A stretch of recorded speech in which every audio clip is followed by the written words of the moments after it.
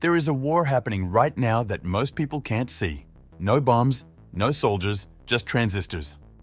The US, China, Taiwan, and South Korea are pouring hundreds of billions of dollars into one question: who controls the machines that make the machines? And if the wrong side wins, the consequences hit you immediately. Your next laptop costs $400 more. Your next GPU becomes a 2-year waitlist, and one small island ends up holding the global economy hostage. Intel's answer to that problem is called 18A, and the next 18 months will decide everything. For decades, Intel didn't just lead the chip industry, it defined it. Then something broke. One manufacturing process, called 10 nanometer, turned into a 4-year disaster. While Intel was stuck debugging, TSMC was already shipping the next generation.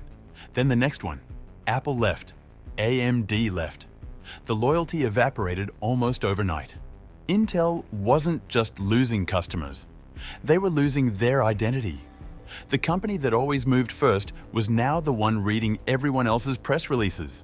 In 2021, new CEO Pat Gelsinger walked in and said 3 words that almost never come from a Silicon Valley executive.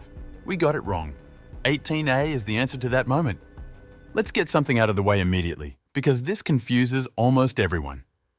18A does not mean 1.8 nanometers in the way you think. The A stands for Angstrom, 1/10 of a nanometer. So 18 angstroms does technically equal 1.08 nanometers on paper. But here's the reality. The numbers chip companies use today are essentially brand names. They're marketing labels, not ruler measurements. TSMC's Sakramim process, Samsung's 3-maim, Intel's 18A. None of these refer to a physical dimension you could measure with a microscope and match to the label. This started happening around 2010, when the actual transistor sizes diverged from the marketing names, and the gap has only grown since. So what does matter? What matters is what new technologies each node actually introduces. And this is where Intel's announcement gets genuinely interesting. Because 18A isn't just a small incremental step. Intel is introducing 2 completely new technologies at the same time. And either one of them alone would be a major news story. Together, it's unprecedented. The first technology is called RibbonFET, and to understand why it matters, you need a quick history lesson. For almost 2 decades, the semiconductor industry ran on something called FinFET transistors. Here's the simple version. A transistor is basically a tiny electrical switch. It has a channel through which current flows and a gate that controls whether that current is on or off. In a FinFET, that channel sticks up like a vertical fin, and the gate wraps around 3 sides of it. This design was incredible. It let engineers shrink transistors across generation after generation while keeping them functional.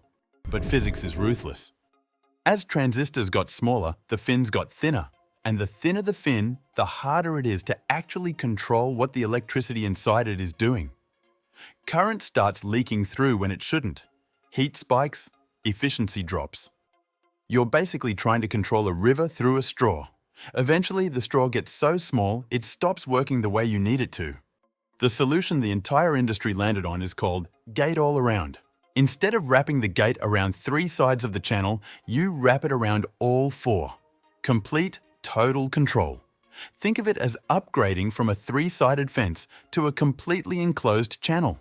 Intel's version of this is RibbonFET, and it uses multiple thin horizontal ribbons as the channel, each fully surrounded by the gate. The result? Better electrical control, lower leakage, higher potential performance, and a path to keep shrinking chips further. Now, it's worth being honest here. Samsung has already implemented a similar design. TSMC is building toward it. RibbonFET is not some magic exclusive technology that only Intel possesses. But it's the combination of RibbonFET with the second technology that makes 18A genuinely different from anything on the market right now.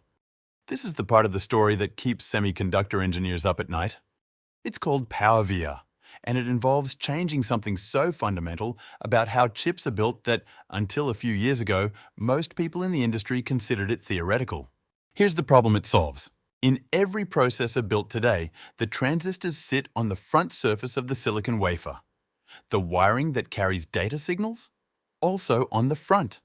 The wiring that delivers electrical power to all those transistors, also on the front.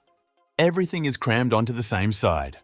This worked for years, but as chips get denser, more transistors tighter together, the front surface becomes impossibly congested. Power lines are thick, they take up space, and they create electrical noise that interferes with the signal lines right next to them. Imagine trying to run a water pipe and a fiber optic cable through the exact same wall cavity, inches apart at massive scale. Eventually, they start interfering with each other. Intel's solution is radical. Move the power to the back. With PowerVia, the front surface of the chip is reserved only for transistors and data signals. Power is delivered from the back of the silicon wafer through microscopic vertical connections that punch straight through the chip. The transistors get cleaner power. The signal lines have more room. Electrical interference drops significantly, and because the front surface isn't crowded with power lines anymore, engineers can pack in even more transistors. Intel claims PowerVia can reduce electrical losses by up to 30%. More efficiency, more room, less noise. But here's why this is also the scariest part of the announcement. Manufacturing a chip this way is extraordinarily difficult. You have to build the transistors first, then create those ultra-thin vertical power connections, then flip the entire wafer and thin it down to incredible precision, all without destroying what you've already built. At nanometer scales, a defect the size of a dust particle ruins the chip completely. The margin for error is essentially zero. This is not just engineering. This is art at atomic scale.